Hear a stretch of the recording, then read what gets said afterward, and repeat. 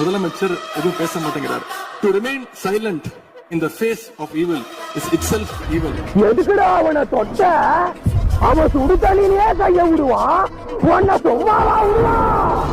மாண்புமிகு எதிர்கட்சி தலைவர் பேசும்போது நிறைய பேசினாங்க. அதுல ஒண்ணு மட்டும் நம்மள இன்டைரக்டா ஈவில் அப்படின்ற அந்த வார்த்தையை யூஸ் பண்ணாங்க. ஈவில்ஸ்னு டெவில்ஸ் பேசக்கூடாது.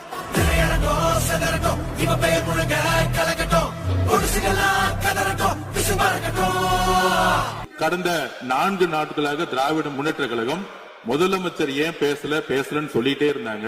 இன்னைக்கு பேச ஆரம்பிச்ச உடனே